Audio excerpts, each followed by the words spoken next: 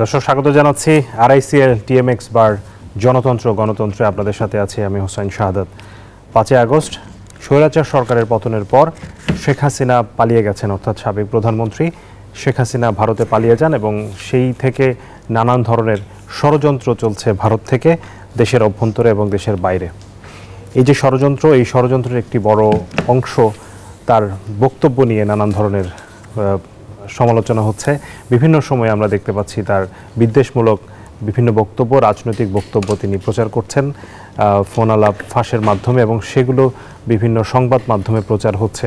সেই প্রচারের কারণে সরকার মনে করছে দেশে বিশৃঙ্খলা হচ্ছে, দেশে ষড়যন্ত্রের বীজ আরও বেশি করে বীজ বপন হচ্ছে এবং যেটির কারণে সরকারের যে স্বাভাবিক কার্যক্রম সেটি ব্যাহত হচ্ছে।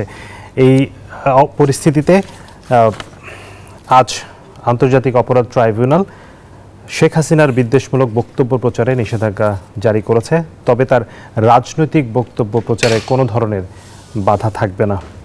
এই বিষয় নিয়ে আজকে আমরা আলোচনা করতে চাই। আমাদের সাথে তিনজন সম্মানিত অতিথি আছেন। আমাদের সাথে আছেন নওগাঁ বঙ্গবন্ধু শেখ মুজিবুর রহমান বিশ্ববিদ্যালয়ের উপাচার্য অধ্যাপক ডক্টর হাসানাত আলী, আপনাকে স্বাগত জানাচ্ছি। আমাদের সাথে আছেন সিপিবি নেতা শরীফুজ্জামান শরীফ, তিনি ছাত্র ইউনিয়নের সাবেক সভাপতি, এবং আছেন লেখক ও অ্যাক্টিভিস্ট রাকিব আল হাসান। আপনাদের তিনজনকেই স্বাগত জানাচ্ছি জনতন্ত্র গণতন্ত্রে। আমি শুরুতেই যেতে চাই অধ্যাপক ডক্টর হাসানাত আলী, আপনার কাছে। বিদ্বেষমূলক বক্তব্য প্রচারে নিষেধাজ্ঞা দেওয়া হয়েছে, তবে রাজনৈতিক বক্তব্য প্রচারে কোনো বাধা নেই। এই পার্থক্য, এই যে বিভাজনটা আসলে কিভাবে করা হবে? কোনটা রাজনৈতিক বক্তব্য, কোনটা বিদ্বেষমূলক বক্তব্য? মানে এই যে বিচারটা আসলে কে করবে? দেখেন, দিন শেষে বিচার তো জনগণ করবে, মিডিয়া করবে, আমরা করব। আপনি রাজনীতি করার ক্ষেত্রে আওয়ামী লীগের এখন পর্যন্ত আওয়ামী লীগকে কোনো রাষ্ট্রীয় সংস্থা বা কোনো রাজনৈতিক দল বাধা দিয়েছে বা তারা রাজনীতি করতে পারবে না এরকম ঘোষণা অন্তত আমি শুনিনি। প্রশ্নটি হলো, আপনি দলীয় আদর্শ প্রচার করেন, দেশের স্বাধীনতা সার্বভৌমত্বের পক্ষে কথা বলেন, সমস্যা তো নেই। কিন্তু অতি সম্প্রতি দেশে যে সাম্প্রদায়িক দাঙ্গা বা সাম্প্রদায়িক অশান্তি তৈরি করার জন্য পতিত সরকারের প্রধানমন্ত্রী যেভাবে একের পর এক উস্কানি দিচ্ছেন তাদের দলের নেতাকর্মীদেরকে, এবং মানুষ সেগুলো শুনছে, দেখছে, জানছে, এগুলো রাষ্ট্রের কল্যাণে তো কোনো কাজে আসবে না। বরং যার নেতৃত্বে, যার হুকুমে দেশে 1581 জন তাজা প্রাণ ঝরে গেল, উনি এখন পর্যন্ত জাতির কাছে ক্ষমা চাননি, দুঃখ প্রকাশ করেননি। এখনও শত শত মানুষ পঙ্গুত্ব বরণ করে দেশের বিভিন্ন হাসপাতালে চিকিৎসাধীন, সহমর্মিতা দেখাননি তার পক্ষ থেকে, তার দলের পক্ষ থেকে। কত সন্তান চোখ হারালো, আমার নিজের সন্তান, রাজশাহী বিশ্ববিদ্যালয়ের IB-এর ছাত্র, সে তাকে গুলি করা হলো চোখে, অন্ধ হয়ে গেছে, তার জীবনের আলো নিভে গেছে, দুঃখ প্রকাশ করেননি, সহমর্মিতা জানাননি, বরং উনি অন্যদেরকে তালিকা করতে বলছেন। আমরা শুনছি উনি দেশ বিরোধী কথাবার্তা বলছেন। দেশের একটি বিশেষ প্রেক্ষিতে যে সরকার, সেই সরকারের বিরুদ্ধে প্রতিনিয়ত মিথ্যাচার করছেন, এবং এই মিথ্যাচার করার ফলে যা ঘটেনি সেই প্রচারটি পার্শ্ববর্তী একটি দেশের মিডিয়াতে ব্যাপকভাবে প্রচার হচ্ছে তার বক্তব্যে কেন্দ্র করে, এবং সেটিকে কেন্দ্র করে বাংলাদেশে, পার্শ্ববর্তী দেশে যে একটি অস্বস্তিকর পরিস্থিতি তৈরি হয়েছে, যেটি শুধুমাত্র দেশের মধ্যে নয়, দেশের বাহিরেও বাংলাদেশের ভাবমূর্তিকে প্রশ্নবিদ্ধ করছে, ক্ষুণ্ণ করছে, যেটি সত্য নয়, যেটি অসত্য। আপনি সত্য কথা বলেন, কোনো অসুবিধা নেই, মানুষ তো জানে কোনটি সত্য। আপনি যদি মনে করেন যে দেশের মানুষের ক্ষতি হচ্ছে, আপনি বলেন, কোনো বাধা নেই। কিন্তু যে ঘটনাটি ঘটছে না, যে ঘটনা ঘটার কোনো দালিলিক প্রমাণ দেশে নেই, আপনি যখন সেই কথাটা নিয়ে যে যখন আপনি মিডিয়ায় কথা বলছেন একটি দেশে অবস্থান করে, পার্শ্ববর্তী দেশে, তখন এটি বন্ধ হওয়াই তো স্বাভাবিক, এটি তো হওয়াই উচিত। কারণ আর যাই হোক, যে এক সাগর রক্তের বিনিময়ে অর্জিত আমার যে ভূখণ্ড, যে লাল সবুজ খচিত পতাকা, সেটি যখন প্রশ্নবিদ্ধ হয়, পার্শ্ববর্তী একটি দেশে যখন সেটাকে আগুন দিয়ে পুড়িয়ে দেওয়া হয়, অপমান করা হয়, ত্রিপুরাতে যখন আমার কনসুলেট জেনারেলের অফিসে হামলা করা হয়, কলকাতাতে হামলা করা হয়, তখন যখন তার নিন্দা করেন না, তিনি প্রতিবাদ তিনি করেন না, বরং এখানে অসম্ভব রকমের নীরব থেকে তাদের বক্তব্যগুলোকে সমর্থন করেন, তখন তাকে দেশ বিরোধী বলবেন না, তখন তাকে উস্কানিমূলক বলবেন না, তো সেগুলো তো বন্ধ হতেই হবে। জি, আসবো। আমি শরীফুজ্জামান শরীফ আপনার কাছে এই প্রশ্নটি কাছাকাছি প্রশ্ন আসলে। শেখ হাসিনার যে যাওয়ার পরে আমরা দেখেছি যে তার সন্তান সজীব ওয়াজেদ জয় নানান ধরনের বক্তব্য দিচ্ছিলেন এবং যুক্তরাষ্ট্র থেকে, এবং তার অনেক বক্তব্য আসলে নিয়ে প্রশ্ন ছিল যে আসলে তিনি অনেক কিছু না জেনে বক্তব্য দিচ্ছেন, অনেক বক্তব্য তিনি হয়তো তার এক বক্তব্যের সাথে অন্য বক্তব্যের মিল নেই, এবং বেশিরভাগ বক্তব্যই কিন্তু আসলে দেশ মানে এক ধরনের বিদ্বেষ ছড়ানোর বক্তব্য, এবং একই ধরনের বক্তব্য আসলে তার মায়ের কাছ থেকে অর্থাৎ সাবেক প্রধানমন্ত্রীর কাছ থেকে আমরা দেখছি। এই বক্তব্যগুলো, এই ধরনের বক্তব্য দেওয়ার আসলে মানে কারণ কি? তারা কি আসলে মনে করছে যে এই ধরনের বক্তব্য দিয়ে দেশে অস্থিরতা তৈরি করে আবারও দেশে ফিরে আসতে পারবেন, এই চিন্তা থেকে করছেন? আপনাকে ধন্যবাদ, দর্শক শ্রোতাদেরকে ধন্যবাদ, আমার সাথে দুই আলোচককে শুভেচ্ছা। যে প্রেক্ষিতে শেখ হাসিনাকে বাংলাদেশের মানুষ তাড়িয়ে দিয়েছে, তিনি যাওয়ার পরে তিনি মধুর মধুর কথা বলবেন, এটি আমি কখনোই তার কাছ থেকে প্রত্যাশা করি না। দ্বিতীয় জায়গাটা হচ্ছে জয়ের যে বক্তব্যটা আপনি বললেন, তার বক্তব্যের পরে আমি 2-3টা টেলিভিশনে এই ভাষাই বলেছিলাম যে এই ব্যাককলটাকে আওয়ামী লীগের উচিত হচ্ছে তাকে থামানো। সকালে এক কথা বলছেন, বিকেলবেলা আর এক কথা বলছেন, সন্ধ্যাবেলা আর এক কথা বলছেন, এবং এই কথার ভেতর থেকে নানা প্রসঙ্গে স্ববিরোধিতা ছিল, অতি রঞ্জন ছিল, এবং কখনো কখনো মনে হয়েছে যে তিনি সোশ্যাল মিডিয়ায় কেউ একটা স্ট্যাটাস দিয়েছেন, সেটি দিয়েই রেফারেন্স দিয়েই তিনি যেটা বলছেন তার কোনোটাই সঠিক না। শেখ হাসিনার বক্তব্য প্রচারে বাধা দিয়েছে, শেখ হাসিনা এই কাজটি করেছেন। তিনি যখন পাওয়ারে ছিলেন তিনি তারেক রহমানের বক্তব্য প্রচারে বাধা দিয়েছেন। আমি সেটাই বলতে চাচ্ছিলাম যে তখন যে বাধাটা দেওয়া হয়েছে, আপনি যে গাছ লাগাবেন, যে পথ দেখিয়ে দেবেন, সেই পথে এবং সেই গাছের ফল আপনাকে না, কিন্তু এইটা কি আসলে ঠিক কিনা যে এই জায়গায় ধরেন শেখ হাসিনা যেগুলো করেছে একই পথে কি অন্য সরকাররাও হাঁটবে? এখন আমাদের এখানে অনেক সময় কর্তার ইচ্ছায় কর্মটা নির্ধারিত হয়। আপনার হাতে যখন আপনি দেখছেন যে আগের সরকারের আমলে অনেক মামলা, এবং প্রত্যেকটা মামলা মানে যুগান্তকারী ঘটনা, কি নিম্ন আদালতের সাজা আপিল করছেন উচ্চ আদালতে, সেখানে এসে বেড়ে যাচ্ছে, এবং এই রায়গুলোর পেছনে রাজনৈতিক অভিলাষের প্রতিফলন ছিল, কোনো মামলার পেছনে রাজনৈতিক ইচ্ছার প্রতিফলন ছিল। আবার এখন এসে দেখছেন একেবারে টোটালটাই ক্ষমা পেয়ে যাচ্ছে। তাহলে কোনো একটার মধ্যে তো প্রবলেমটা আছে। আমি আজকে এই যে এতদিন হয়ে যাওয়ার পরেও আপনি যাদের কথা বলছেন, আপনি এদের সোশ্যাল মিডিয়াতে দেখবেন এখন পর্যন্ত কোনো ধরনের কোনো অনুশোচনা বোধ তাদের মধ্যে আসেনি। এখন পর্যন্ত তারা মনে করে যে আমাদের এই দেশে গত 15.5 বছর তারা একটা স্বর্গীয় শাসন কায়েম করেছিল, এবং সেই স্বর্গীয় শাসন থেকে আমরা বঞ্চিত হলাম, আমাদেরই উচিত সকাল থেকে বিকাল পর্যন্ত কান্নাকাটি করা যে তোমরা কবে ফিরে আসবে। তো এই অনুভূতিটা যাদের মধ্যে আছে তারা প্রতিনিয়ত এই যে কথাগুলো বলছে। আমরা এই আজকের যে আদালতের যে নির্দেশনার ভেতর থেকে আমি জানি না যে তাদের কতটুকু বোধোদয় হবে, তবে এর ভেতর থেকে শিক্ষণীয় ব্যাপারটা হলো যে আপনি যে ধরনের কাজ করবেন তার রিফ্লেকশন, তার প্রতিদান ইতিহাস কখনো না কখনো আপনাকে দেবে। এখন এই আদালতের নির্দেশনার পরে শেখ হাসিনার কি পরিবর্তন হবে কিনা আমি এটি জানি না। তবে আমাদের রাজনীতিতে এই যে কালচারের কথা আপনি বলছেন, কালচারটা কিন্তু একেবারে শুধুমাত্র স্পেসিফিক একটা দলের জন্য আমি সেটি মনে করি না। আপনার কালচারটা মাঠ থেকে আসতে হবে। আমিও আমার জায়গা থেকে কতটুকু সমালোচনা করব বেগম খালেদা জিয়া বাংলাদেশের সিনিয়র সিটিজেন বা অমুকের, এই বিষয়টা আমাকে নিজের বিবেকের কাছে জিজ্ঞেস করতে হবে যে আমি কতটুকু সমালোচনা করব। কিন্তু আমরা অনেক সময় সেই পেরিফেরিটা ভুলে যাই, সেই বৃত্তটা ভেঙে ফেলি। রাজনীতিতে বাংলাদেশের সব থেকে বড় অভাবটা যেটা, সেটা হচ্ছে সৌজন্যবোধের অভাব।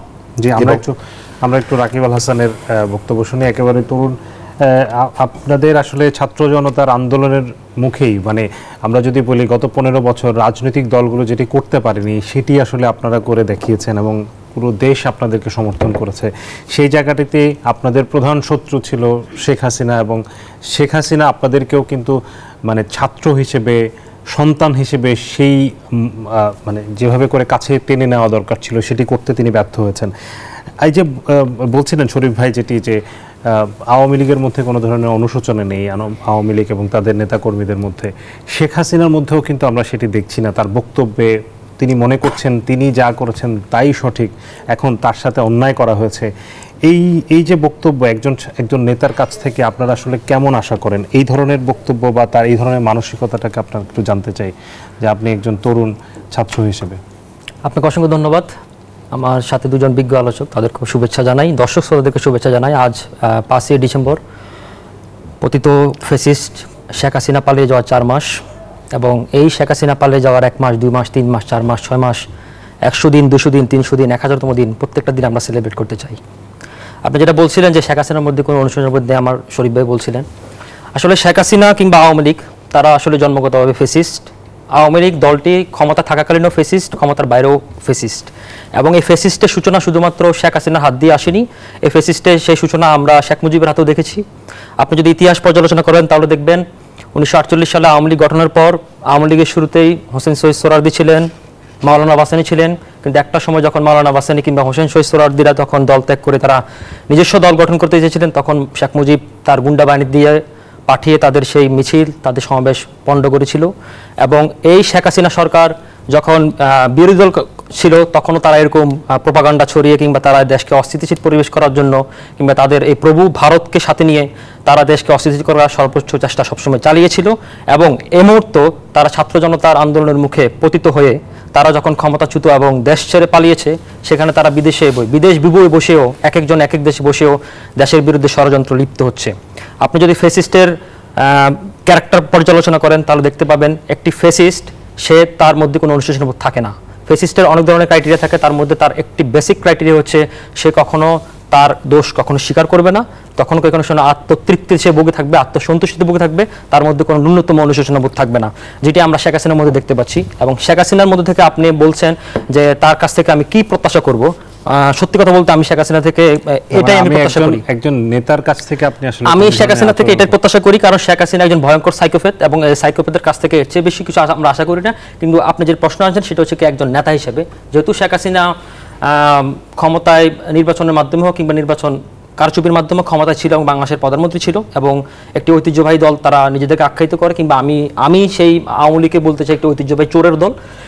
তবুও যেহেতু সে একটি দলের প্রধান এবং সভানেত্রী, আমরা তাদের কাছ থেকে খুব গঠনমূলক সমালোচনা চাই, কিংবা তাদের মধ্যে অন্তত সেই ভুল স্বীকার করার যে একটি তাড়না সেটি আমরা প্রত্যাশা করি, এবং পরবর্তীতে তাদের এই শিক্ষা আমাদের অন্যান্য রাজনৈতিকবিদদের জন্য, রাজনৈতিক দলদের জন্য একটি শিক্ষণীয় হয়ে থাকবে, যে ক্ষমতার বাইরে গেলেও কীভাবে তার ভুলের জন্য কিংবা ক্ষমতা থাকাকালীন সময় তার ভুলের জন্য কীভাবে ক্ষমা চেতে হয়, এবং এত নৃশংস গণহত্যার পরও যখন তারা প্রোপাগান্ডা চালিয়ে যায়, তারা যখন এগুলি স্বীকার না করে, তারা তখন এগুলোকে বিদেশে তাদের প্রভুকে দিয়ে লেলিয়ে দিয়ে বাংলাদেশের বিরুদ্ধে ষড়যন্ত্র লিপ্ত থাকে, তখন ধরে নিতে হবে তারা বাংলাদেশ থেকে টোটালি মাইনাস হয়ে গেছে, এবং তাদের এই মাইনাস হওয়ার কারণে বাংলাদেশের আগামী রাজনীতি তাদের কোনো সুযোগ আমি দেখি না।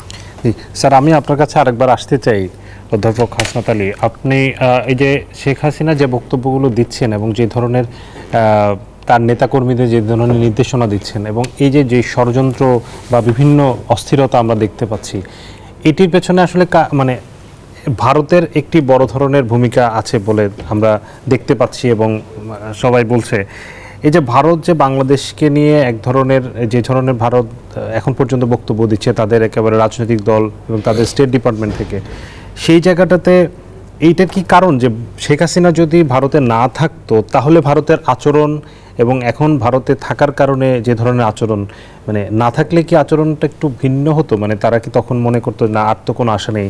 মানে সেই জায়গাটা একটু আপনার কাছে আমি ঠিক আপনার মতো করে ভাবছি না আর কি। দেখেন, আপনার ভুলে যাওয়ার কথা নয় যে পতিত সরকারের একজন মন্ত্রী বলেছিলেন ভারতের সাথে আমাদের স্বামী স্ত্রীর সম্পর্ক সহজে ভেঙে যাওয়ার কথা নয়। পতিত সরকারের প্রধানমন্ত্রী নিজে সাংবাদিক সম্মেলনে বলেছিলেন যে আমরা ভারতকে যা দিয়েছি তা জীবনে কখনো ভুলতে পারবে না। তাহলে এই যে দুটো কথা যদি আমি মোটা দাগে বিশ্লেষণ করি, তাহলে ভারতের সংকটের মানে সমস্যার জায়গাটা শেখ হাসিনা থাকলে যে সমস্ত সুযোগ সুবিধাগুলো নিয়েছেন বা ভবিষ্যতে নিতেন, তার বিনিময়ে তিনটি বিতর্কিত ভোটকে বৈধতা দিয়েছেন বার। শেখ হাসিনা ক্ষমতায় থাকলে খুব সহজেই বাংলাদেশে ট্রেন ঢুকে ইন্ডিয়া চলে যেত, আমরা জিজ্ঞাসা করতে পারতাম না। আদানির সাথে বিদ্যুৎ ক্রয় চুক্তির নামে যে সমস্ত লোপাট করা হয়ে গেছে, আমরা প্রশ্ন করতে পারতাম না। আজকে তরুণ সমাজের আমার এই ছাত্র বন্ধু যে ভাষায় কথা বলছে, সেই ভাষায় কথা বলতে পারতেন না। যদি 5 তারিখ না ঘটতো, আমরা আজকে ভাইস চ্যান্সেলরের চেয়ারে বসতে পারতাম না। এই যে ক্ষমতার যে লিপ্সা, সেটা তো ভারত যেভাবে নিয়েছে, হ্যাঁ আমি শ্রদ্ধার সাথে স্মরণ করি ভারতের স্বাধীনতা যুদ্ধে তাদের অবদানকে, আমাদের লক্ষ লক্ষ মুক্তিযুদ্ধকে তারা জায়গা দিয়েছে, কিন্তু তার বিনিময়ে যে পরিমাণ নিয়েছে সেটি তো কল্পনাতীত। আমি এই জায়গায় ছোট করে শুধু কয়েকটা একটু বিষয়টা বলি। দেখেন বিএনপি, না একটু 30 সেকেন্ড যদি আমাকে দেন, একটু না হলে দর্শক বোধহয় ভুল বুঝবে। দেখেন তারেক রহমানের বক্তব্যের সাথে বক্তব্য বাতিল করার সাথে আজকের সাবেক পতিত সরকারের প্রধানমন্ত্রীর তুলনা করা হচ্ছে। তখন কিন্তু আওয়ামী লীগ সরকার ক্ষমতায় ছিল, এখন কিন্তু বিএনপি সরকার ক্ষমতায় নেই। অতএব পার্থক্যটা কিন্তু ভিন্ন, পার্থক্য এক জায়গায় করলে হবে না। তারেক রহমান বিরোধিতা করতেন আওয়ামী লীগের দুঃশাসনের, তারেক রহমান বিরোধিতা করতেন গণতন্ত্রহীনতার, তারেক রহমান বিরোধিতা করতেন টাকা চোরের। কিন্তু আজকে শেখ হাসিনা যেটা করছেন, তার অপকর্মের বিরোধিতা না করে তিনি দেশের বিরোধিতা করছেন।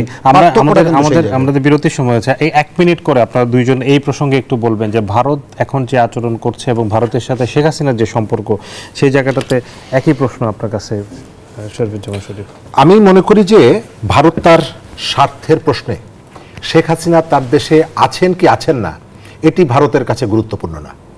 ভারতের যে অন্যান্য যে প্রতিবেশীদের সাথে তার যে পারস্পরিক যে সম্পর্কের জায়গাটি আপনি যদি দেখেন, তার প্রতিবেশীদের কারো সঙ্গেই খুব একটা ভালো সম্পর্ক নেই। সেসব দেশের প্রতিনিধিরা বা সেসব দেশের কেউ তার দেশে অবস্থান করছে না। এটি নির্ভর করছে পারস্পরিক সন্দেহ অবিশ্বাসের জায়গা থেকে, এবং যে বিভিন্ন জায়গা থেকে যে পাল্টা যে প্রতিক্রিয়াটা, আমরা আমাদের প্রতিক্রিয়াটা জনগণ একরকমের জানাচ্ছি, আবার সরকারের জায়গা থেকে কিন্তু একই রকম। যখন বলা হচ্ছে, ছাত্র নেতারা কিন্তু দাবি তুলছে সরকারের কাছে যে সরকার ভারতের বিভিন্ন পদক্ষেপের সমালোচনা করছে, তাদের কাছে কিন্তু দাবি তুলতে হচ্ছে এখন পর্যন্ত যে ভারতের সাথে আমাদের যে বৈষম্যমূলক যে চুক্তিগুলো আছে সেই চুক্তিগুলো প্রকাশ করেন। কিন্তু লক্ষণীয় ব্যাপার হচ্ছে যে সরকারের পক্ষ থেকে সেদিকে কিন্তু যাওয়া হচ্ছে না। অর্থাৎ প্রত্যেকটা সরকার তার স্বার্থটাকে, রাষ্ট্রের স্বার্থটাকে বিবেচনা করে এবং রাষ্ট্রাচারের মধ্যে কতগুলো বিষয় তাকে মেনে চলতে হয়। যে বিষয়টা আমরা এখানে দেখছি, প্রতিক্রিয়া দেখাচ্ছে, উপদেষ্টারা প্রতিক্রিয়া দেখাচ্ছে, কিন্তু ওই যে প্রশ্নটা, ওই প্রশ্নটার জায়গায় কিন্তু তারা নীরব। আমরা বিরতিতে যাব। রাকিব আল হাসান, আপনার কাছে আমি বিরতির পরে আপনার কাছেই আসবো। দর্শক, RICL TMT বার গণতন্ত্র, এ সময় হলো বিরতির। ফিরছি একটু পর, আশা করি সাথেই থাকবেন। আবারও স্বাগত জানাচ্ছি RICM TMX বার গণতন্ত্রে। আমরা আলোচনা করছি, আমাদের সাথে 3 জন অতিথি আছেন। আমি এই পর্যায়ে যেতে চাই রাকিব আল হাসান, আপনার কাছে যেটি প্রশ্ন করছিলাম যে শেখ হাসিনা এবং ভারতের মধ্যে যে সম্পর্ক, সেই সম্পর্কের কি প্রভাব পড়ছে কিনা এখন বাংলাদেশে? আপনাকে আবারও ধন্যবাদ আমাকে সুযোগ দেওয়ার জন্য। শেখ হাসিনার সাথে ভারতের যে সম্পর্কটা, আমি একটু সম্পর্কে যদি আলোকপাত করতে চাই, সেটি হচ্ছে কি আমাদের 1971-এর পর থেকে 2000 সালের আগ পর্যন্ত ভারতের সাথে বাংলাদেশের সম্পর্কটি ছিল চেক অ্যান্ড ব্যালেন্স। 2000 সালের পরবর্তী সময়ে এই সম্পর্কটি একতরফা আওয়ামী লীগের পক্ষে চলে যায়। এবং আপনি যদি সাবেক রাষ্ট্রপতি, ইন্ডিয়ার সাবেক রাষ্ট্রপতি প্রণব মুখার্জি যদি কোয়ালিশন ইয়ার্স বইটি পড়েন, সেটিতে লেখা আছে কীভাবে 2007 সালে সেনা সমর্থিত সরকারের মাধ্যমে আওয়ামী লীগকে ক্ষমতার চিরস্থায়ী বন্দোবস্তের পথের দিকে হাঁটা হয়। এবং 2014 সালে ভারতের পররাষ্ট্র সচিব সুজাতা সিং বাংলাদেশে এসে সাবেক আরেক স্বৈরশাসক এরশাদকে জোরপূর্বক ইলেকশনে নিয়ে বাংলাদেশে যে বিরাজনীতিকরণের পথে হাঁটে, এবং সেটির মাধ্যমে ভারতের সাথে একটি ওতপ্রোত সম্পর্ক তার তৈরি হয়। আর এই মুহূর্তে ভারতের সাথে বা ভারতের এরকম প্রতিক্রিয়া দেখার যে মূল কারণটি আমি মনে করি, সেটি হচ্ছে কি ভারতের যে এখন যে রুলিং গভর্নমেন্ট, সেটি হচ্ছে বিজেপি, নরেন্দ্র মোদীর নেতৃত্বাধীন বিজেপি সরকার, তারা খুব বেশি স্বস্তিতে নেই। এক হচ্ছে তারা দুর্বল কোয়ালিশন সরকারের মাধ্যমে ক্ষমতা রয়েছে, আর তীব্র অসন্তোষের আরও অনেকগুলো কারণ রয়েছে। 1 নম্বর কারণ হচ্ছে কি, তারা, আপনি খেয়াল করবেন, তারা কিছুদিন আগে একটি শীতকালীন একটি অধিবেশন ডাক দিয়েছে। 7 দিন হওয়ার কথা, প্রথম দিনে সেটি বেঁচতে যায়। আর বেঁচতে যাওয়ার মূল কারণ ছিল, সেটি হচ্ছে কি আদানির বিরুদ্ধে যুক্তরাষ্ট্রে ঘুষ এবং দুর্নীতির মামলার পরিপ্রেক্ষিতে। তার পরবর্তীতে যখন দেখছে মোদি, সে একজন আরেকটি অটোক্রেট, সে এবং হিন্দুত্ববাদীর যে রাজনীতি সে করে, এবং সেই রাজনীতির মাধ্যমে সে যখন দেখলো যে এই মুহূর্তে বাংলাদেশে যদি একটি সাম্প্রদায়িক দাঙ্গা ধামাচাপা দিয়ে একটি উদ্গরণ করা যায় তাহলে সেটি হচ্ছে কি তার রাজনীতির জন্য সবচেয়ে বেশি সুফল হবে, যার কারণে সে তার পশ্চিমবঙ্গের আমরা তাকে পশ্চিমবঙ্গের ওবায়দুল কাদের বলি, তিনি হচ্ছে শুভেন্দু অধিকারী, তাকে যে চটি দিয়ে তিনি বাংলাদেশের এই রকম একটি দাঙ্গা লাগায় নিয়ে চেষ্টা করেছিল, এবং কি আপনি দেখবেন সেই দাঙ্গা লাগার পরিপ্রেক্ষিতে আমাদের মুম্বাই এবং কলকাতা হাইকমিশনে ঘেরাও করা হয় এবং আগরতলা উপ হাইকমিশনে সেখানে অ্যাটাক করা হয়, এবং যেটি থেকে হচ্ছে কি আপনাদের দেখবেন ভিয়েনা কনভেনশনের 22 নম্বর লয়ে সেটিকে রুল ব্রেক করা হয়, এবং ভারত যে প্রচন্ড পরিমাণ চাপে রয়েছে এবং সেই চাপ থেকে উদ্গরণ করার জন্য বাংলাদেশের উপর এখন এই অস্বস্তি যে তারা চাপিয়ে দেওয়া হয়েছে। আপনি আরেকটু বলবেন, আপনাকে আরেকটা প্রশ্ন আমি যোগ করে দিই, সেটা হচ্ছে এই যে ষড়যন্ত্র এবং দাঙ্গা, এই ষড়যন্ত্র কি আপনি কি মনে করছেন এটা আসলে সফল হচ্ছে না? কারণ আমরা গত 3 দিন ধরে যে ধরনের ঐক্য দেখছি প্রধান উপদেষ্টার নেতৃত্বে সবগুলো দল, ছাত্র সবাই মিলে, এই ঐক্য কি এই দাঙ্গা ষড়যন্ত্রকে আসলে ভেস্তে দিচ্ছে? আপনার কাছে কি মনে হয় আমরা একটি ভালো সময়ের দিকে যাচ্ছি কি? ডেফিনেটলি আমরা সেই ভালো সময়ের দিকে যাচ্ছি, এবং আমরা লক্ষ্য করছি যে আমাদের বর্তমান ইন্টারিম গভর্নমেন্টের প্রধান উপদেষ্টা ডক্টর মোহাম্মদ ইউনূসের নেতৃত্বে গতকাল যে 35টি রাজনৈতিক দল, সেখানে আপনি যদি দেখেন বিএনপি সহকারে জামাত, ইসলামিক দল, বাম, ডান সর্বশেষ মিলে, এবং তিনি আজকে ঘোষণা দিয়েছেন তিনি সকল ধর্মীয় নেতাদের সাথে তিনি বসতে চান, এবং আমাদের মধ্যে স্বাভাবিক একটি 15-17 বছরের একটি দানব শাসন সরে যাওয়ার পরে একটি নতুন বাস্তবতা কিছুটা চির থাকবে, সেই ঐক্যের চির ধরায় ভারত সেই সুযোগটি নিতে চেয়েছিল, কিন্তু আমাদের সেই বর্তমান রাজনৈতিক বন্দোবস্তের পরিপ্রেক্ষিতে সেখানে যে একটি আমরা যে আবার ঐক্যের যে বেড়াজালে পড়ে গেছি, সেখান থেকে আসলে ভারত সেই দাঙ্গাকে লাগাতে সক্ষম হচ্ছে না। আরেকটি কথা আপনাকে বলে রাখতে চাই, সেটি হচ্ছে কি দাঙ্গার ইতিহাস ভারতবর্ষে খুবই পুরনো। আপনি যদি দেখেন বাংলাদেশ স্বাধীনের এই 53 বছরের ইতিহাসে ভারতে দাঙ্গা লেগেছে 83 বার, এবং এই 83 বার দাঙ্গার মধ্যে 71 বার দাঙ্গা লেগেছিল হিন্দু মুসলিম দাঙ্গা, এবং এমন কিছু দাঙ্গা লেগেছে, কিছু দাঙ্গাতে 10,000-এর বেশি মানুষ শহীদ হয়েছে। এবং ভারত এই ট্রাম্প কার্ড পুরনো বাংলাদেশের উপর চাপিয়ে খেলতে চায়, কিন্তু বাংলাদেশকে মনে রাখতে হবে যে বাংলাদেশ এখন যে ঐক্যের মাধ্যমে সেই স্বৈরশাসকের দানবকে উতলে ফেলেছে, সেখানে ভারতের এই ধরনের জায়গা থেকে আমি শরীফুজ্জামান শরীফ আপনার কাছে বলতে চাই যে আপনারা তো প্রধান উপদেষ্টার সাথে বৈঠক করেছেন এবং তিনি সবাইকে একসাথে নিয়ে আসলে এই পরিস্থিতি মোকাবেলা করতে চান, এবং এই ঐক্যটা আসলে খুব জরুরি ছিল, সেখানে আপনারা আপনাদের বক্তব্য দিয়েছেন। একটু জানতে চাই যে আমরা কি একটা ভালো সময়ের দিকে যাচ্ছি ধীরে ধীরে? ধন্যবাদ। যে প্রসঙ্গে আমরা গতকালকের বৈঠকটা দেখেছি, এর সাথে শুধুমাত্র আপনার ডোমেস্টিক ইস্যু জড়িত না, এর সাথে পারিপার্শ্বিক আভ্যন্তরীণ রাজনীতির পাশাপাশি বৈশ্বিক রাজনীতিও সম্পৃক্ততা আছে। ভারতের যারা শাসন করছেন তাদের মধ্যে একটা প্রবণতা আছে, তারা একটা রিলিজিয়নকে বেস করে সেখানে রাজনীতি করছেন, এবং পৃথিবীর সমস্ত প্রান্তের এই ধরনের ধর্মভিত্তিক যে রাজনীতি, তাদের মধ্যে একটা গোপন সংযোগ থাকে। তোমার জায়গায় তুমি উত্তেজনা তৈরি করবে, আমার জায়গায় আমি উত্তেজনা তৈরি করব। আমি যেটা মনে করি যে এই যে সাম্প্রদায়িক যে আতাতটা, এটি যদি আপনি ব্যর্থ করতে না পারেন, আপনার নিজের দেশেও ব্যর্থ করতে হবে, তাদের প্রচেষ্টাটাও ব্যর্থ করতে হবে। ভারতের যে সংখ্যালঘুদের নিয়ে তাদের যে উষ্মা বা তাদের যে চেষ্টা করছে বা তাদের যে উদ্বিগ্নতা, এর মধ্যে স্ববিরোধিতা আছে। ভারতের মুসলমানরা, সেখানকার যারা সংখ্যালঘু, তারা কি ভালো আছে? তাদের দিকে কি নরেন্দ্র মোদীর সরকার বা ভারতের যারা ক্ষমতা আছেন তারা ভালো নেই, সেটা আমরা জানি। আমরা একটু আমাদের দেশের প্রেক্ষাপটে একটু বলতে চাই। আমাদের দেশের প্রেক্ষাপটে এর সাথে অনেকগুলো আনুষঙ্গিক বিষয় জড়িত। আপনি নিজেদের ঘরের মধ্যে ঝগড়া করছেন, আপনি কিন্তু ইউনিটির জন্য ডাকছেন, কিন্তু রাস্তায় এসে এই ইউনিটিটাকে আপনি ধরে রাখতে পারবেন? গতকালকেও দেখলাম গণ অধিকার পরিষদ অভিযোগ করছে তাদের মিছিলের উপরে বিএনপি হামলা করেছে, জামাত অভিযোগ করছে তাদের উপরে বিএনপি হামলা করেছে। আবার নিজেরা আপনি দেখছেন সোশ্যাল মিডিয়ায় একজন লন্ডন থেকে বা একজন আমেরিকা থেকে আরেকজনের বিরুদ্ধে 24-25 মিনিটের ভিডিও দিচ্ছে, একে ভারতের দালাল বলে, তাকে ভারতের দালাল বলে। এটা একটা জায়গা আছে, রিস্ক এখানে আছে।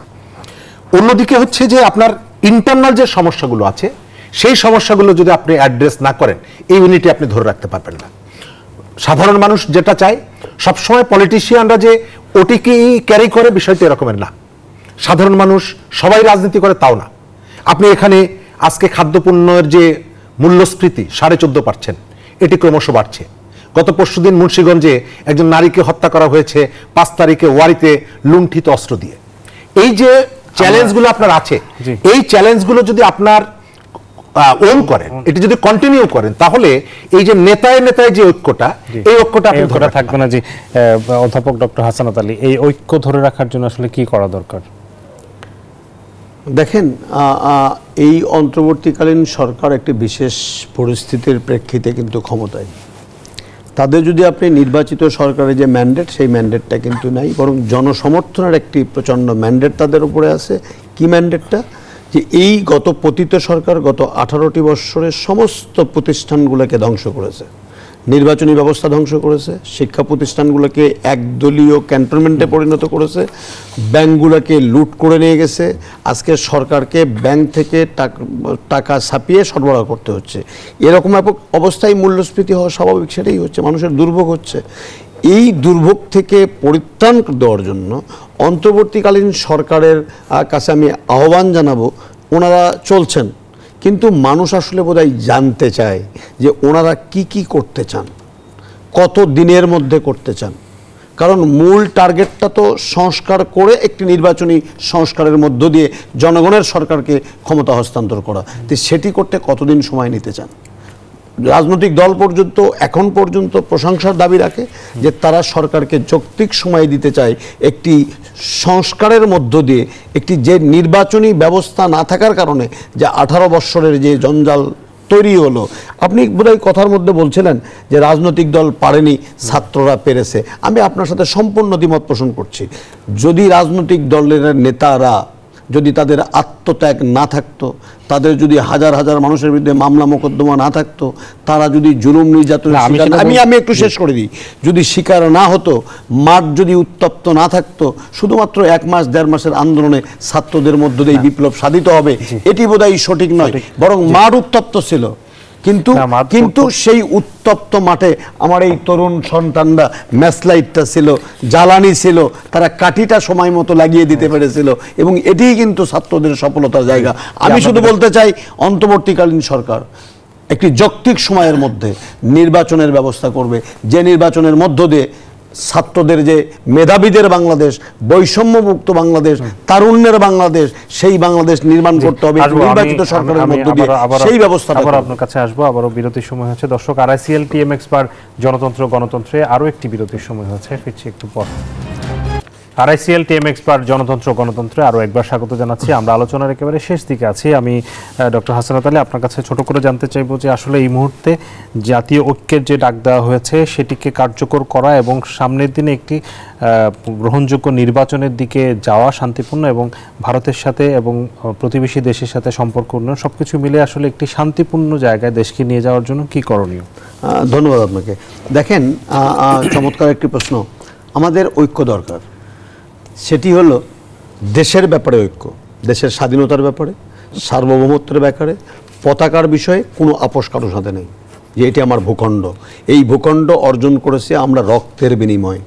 এটি নিয়ে দেশে বা দেশের বাইরে যেই ষড়যন্ত্র করুক না কেন, আমরা 51-তে আমরা 90-এ মাথা নত করিনি, স্বাধীনতা যুদ্ধে আমরা মাথা নত করিনি, 52-র ভাষা আন্দোলনে মাথা নত করিনি, 69-এ করিনি, 24-এ করিনি।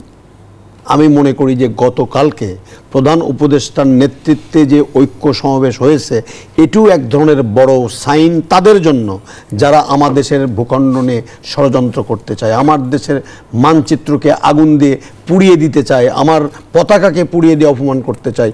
তাদের জন্য সুস্পষ্ট মেসেজ, জাতীয় ঐক্যবদ্ধ, তরুণ সমাজ ঐক্যবদ্ধ, রাজনৈতিক দল ঐক্যবদ্ধ, স্বাধীনতার প্রশ্নে, সার্বভৌমত্বের প্রশ্নে। এটিকে বজায় রাখার জন্য একটি নির্বাচিত সরকারের বড়ই প্রয়োজন। আজকে যৌক্তিক সংস্কারের মধ্য দিয়ে মানুষ যেন তার ভোটটা দিয়ে তাদের পছন্দের নেতাকে নির্বাচিত করতে পারে, সেই রোডম্যাপটি যত দ্রুত ঘোষণা করা হবে, জাতি তত বেশি। ধন্যবাদ আপনাকে শরীফুজ্জামান শরীফ। এখানে রাজনৈতিক দলগুলোর সবচেয়ে বড় ভূমিকা রয়েছে, তাদের দায়িত্বশীল আচরণ করছে কিনা এখন পর্যন্ত আমরা কিছু কিছু জায়গায় এখন পর্যন্ত নানান ধরনের ঘটনা দেখছি, এটি কতটা প্রয়োজন এবং আপনারা আসলে কি চিন্তা ভাবনা করছেন? আমি যেটা মনে করি যে একটা স্থিতিশীল জায়গায় রাখার ক্ষেত্রে সরকারের ভূমিকাটা সব থেকে বেশি। রাজনৈতিক দলগুলো তাদেরকে সহযোগিতা করছে। সরকারের ভেতর থেকে যদি সরকার মনে করে এই দলগুলোকে নিয়ে সে এগোবে, তাহলে আমার ধারণা গতকালকে আমরা যেটা দেখেছি, সরকারকে তারা সহযোগিতা করবে। একই সঙ্গে আপনাকে এটাও মনে রাখতে হবে যে মানুষের জীবনের নিরাপত্তা যদি আপনি নিশ্চিত করতে না পারেন, ক্ষুধা যদি নিবৃত করতে না পারেন, কৃষকের হাতে সার যদি পৌঁছে দিতে না পারেন, শ্রমিককে তার বেতন চাইলে যদি আপনি তাকে ষড়যন্ত্রকারী বলেন, তাহলে এই যে ইউনিটি, এটা সাস্টেনেবল হবে না। ভারতের পক্ষ থেকে এই ধরনের আচরণটা আপনাকে আরো অনেক দিন ফেস করতে হবে। আগামী 2025-এর যে বিধানসভা নির্বাচন, সেই নির্বাচনে পশ্চিমবঙ্গে ভারত বিজেপিকে জিততে হলে এই ধরনের একটা পরিবেশ তৈরি করতে হবে। একই সাথে আমাদের দেশের মধ্যেও একটি অংশ আছে যারা মনে করে যে ভারতে যদি উগ্র হিন্দুত্ববাদ যদি মাথাচাড়া দিয়ে ওঠে, এখানেও ধর্মভিত্তিক একটা উগ্রতা আমি সৃষ্টি করতে পারব। আপনি ইউনিটিটা ধরে রাখবেন অবশ্যই, কিন্তু একই সাথে এটাও আপনাকে মনে রাখতে হবে যে একটা দেশের পতাকা আপনি পাড়াবেন কিনা, রাস্তায় ফেলে রাখবেন কিনা, সেটি যদি আপনি করেন এবং আপনি যদি বলেন যে ওই ঘটনার প্রতিক্রিয়া আমি এটা দেখাচ্ছি, বিশ্ববাসী সেটি গ্রহণ করবে না। আপনাকে খেয়াল রাখতে হবে, ডক্টর মোহাম্মদ ইউনূস তিনি শুধু বাংলাদেশের সন্তান না, সারা পৃথিবীতে অনেকগুলো জায়গার সঙ্গে তার একটা মর্যাদার বিষয় জড়িত আছে। তার দেশে আপনি অন্য একটা দেশের পতাকা অসম্মান করবেন এবং এর ভেতর থেকে আপনার পতাকা সে সম্মান করবে, এটি বিশ্বাস করার কোনো কারণ নেই।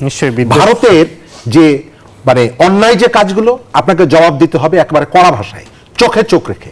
আমরা ভারতের সাথে যুদ্ধ চাই না, তবে আত্মমর্যাদা নিয়ে আমি তার কাছে মাথা নত করবো সেটি চাই না।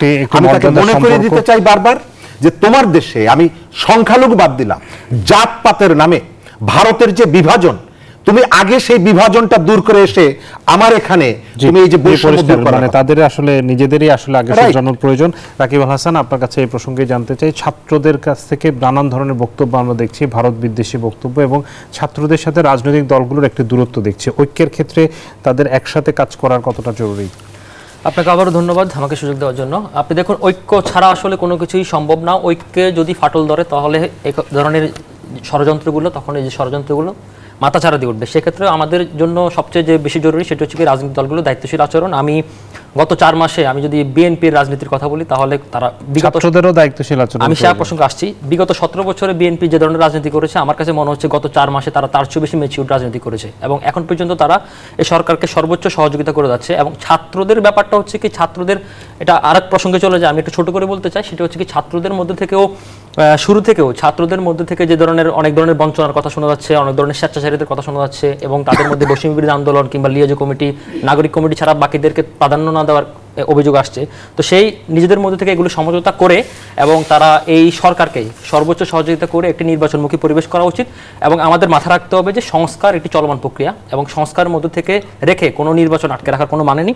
এবং আপনার একটি কথা মাথা রাখতে হবে, সেটা হচ্ছে কি, আমাদের যদি 4টা মূল স্তম্ভ যদি আমরা ঠিক রাখতে পারি, তাহলে আমাদের দেশে 50% সমস্যার সমাধান হয়ে যায়। প্রথমতম সমস্যা হচ্ছে কি, আমাদের একটি তত্ত্বাবধায়ক সরকার সিস্টেম, আমাদের একটি স্বাধীন নির্বাচন কমিশন, আমাদের একটি স্বাধীন বিচার ব্যবস্থা, এবং এনআরবি এবং দুদক।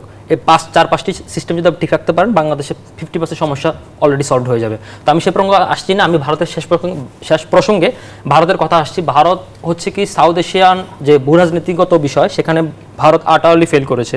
আপনি যদি দেখেন তার প্রতিবেশী রাষ্ট্র শ্রীলঙ্কা, মালদ্বীপ হিন্দু প্রধান দেশ, নেপাল হিন্দু প্রধান দেশ, যেখানে 80% মানুষ হিন্দু এবং একমাত্র হিন্দু প্রধান দেশ, সেখানেও তারা ভারতের সাথে সম্পর্ক রাখতে পারেনি। আলটিমেটলি এগুলো ভারতের ব্যর্থতার কারণে ভারত মালদ্বীপ, শ্রীলঙ্কা, ভুটান, নেপাল সবাইকে হাতছাড়া করেছে। এবং কি তার পাকিস্তান হচ্ছে তার জন্মগত শত্রু, তার স্ট্র্যাটেজিক শত্রু হচ্ছে চায়না। এই মুহূর্তে বাংলাদেশ যদি সে আটারলি ফেল করে, সে ভূরাজনীতিকে নিঃসঙ্গ হয়ে যাবে। এবং আমরা একটা কথা আছে, সেটি হচ্ছে কি, আমি তোমাকে ভালোবেসে নিঃসঙ্গ হতে পারি কিন্তু দলীয় হতে পারি না। কিন্তু ভারত সে দলীয়ত্বের দিকে হাঁটছে। আমরা আশা করব ভারত আরও দায়িত্বশীল আচরণ করবে। ভারত এখন পর্যন্ত যতটুকু আচরণ করেছে সেটি তার স্টুপিডিটি প্রমাণ করে, এবং তার এই ডিপ্লোমেসির ক্ষেত্রে সে যে একটা গাদার দল, এবং সেটি সে আবার বারবার প্রমাণ করে যাচ্ছে। আমি আশা করব তারা একটি দায়িত্বশীল আচরণ করবে। এবং আমাদের এই অন্তর্বর্তীকালীন সরকার, এটা আওয়ামী লীগের সরকার নয়, এটা শেখ হাসিনার সরকার নয় যে আমরা কাচুমাচু করে কথা বলবো, আমরা চোখে চোখ করে কথা বলবো। আমরা আমাদের সার্বভৌমত্ব রক্ষায়, আমাদের মর্যাদা, মানবিক মর্যাদা রক্ষায়, দুই দেশের ভ্রাতৃত্বপূর্ণ মর্যাদা রক্ষায় আমরা সর্বোচ্চ সোচ্চার থাকবো। এবং আমরা ঐক্যে দিয়ে আমরা আমাদের নতুন বাংলাদেশকে, নতুন জাগরণে 2025 সাল কিংবা আমাদের পরবর্তী বাংলাদেশকে আমরা দেখতে চাই। অবশ্যই, অসংখ্য ধন্যবাদ রাকিবুল হাসান, অনেক ধন্যবাদ শরীফুজ্জামান শরীফ এবং অধ্যাপক ডক্টর হাসানাত আলী। আপনারা তিনজনই আমাদেরকে সময় দিয়েছেন। আপনারা যে পরামর্শ এবং আপনাদের যে বক্তব্য, তাতে আসলে পরিষ্কারভাবে উঠে আসছে যে বাংলাদেশ এবং ভারতের সাথে একটি মর্যাদাপূর্ণ সম্পর্ক এবং স্বার্থের সম্পর্ক থাকতে হবে, এবং সেই সম্পর্কে আসলে সার্বভৌমত্ব সমুন্নত রাখাটা বাংলাদেশ এবং ভারতের দুজনের পক্ষে আসলে খুবই বেশি গুরুত্বপূর্ণ, এবং যেটি এতদিন পর্যন্ত বাংলার মানুষ এবং সম্পর্কটা আসলে বাংলাদেশের মানুষের সাথে ভারতের মানুষের পিপল টু পিপল সম্পর্কটা থাকা উচিত, এবং সেই জায়গাটাতে নিশ্চয়ই ভারত আরও বেশি দায়িত্বশীল এবং বিবেচনা সম্পন্নভাবে তাদের আচরণ করবে, এবং তাদের যেই হিন্দুত্ববাদী যেই মনোভাব থেকে যারা তারা যেই ধরনের আচরণগুলো করছে তাদের বোঝা উচিত বাংলাদেশে হিন্দু মুসলিম বৌদ্ধ খ্রিস্টান সব ধর্মের মানুষ কিন্তু খুব সহাবস্থান করছে, এবং সেই সহাবস্থানে আসলে কারোরই কোনো ঝামেলা আমরা দেখি না। আমরা দেখি মন্দির পাহারা দিচ্ছে মুসলমানরা, আবার তাদের মুসলমানদের ধর্মীয় অনুষ্ঠানে হিন্দুরা আসছে। সো এই জায়গাটাতে নিশ্চয়ই ভারতের এই জিনিসটা বোঝা উচিত যে আমাদের দেশের মধ্যে আমাদের কোনো বিভেদ নেই, আমাদের সব ধর্মের মানুষের মধ্যে কোনো বিভেদ নেই। আপনাদের সবাইকে অসংখ্য ধন্যবাদ। দর্শক, আপনাদেরকেও ধন্যবাদ জানাচ্ছি, আপনারা এতক্ষণ ছিলেন RICL TMX বা জনতন্ত্র গণতন্ত্রে। আপনাদের কাছ থেকে বিদায় নিচ্ছি, শুভরাত্রি।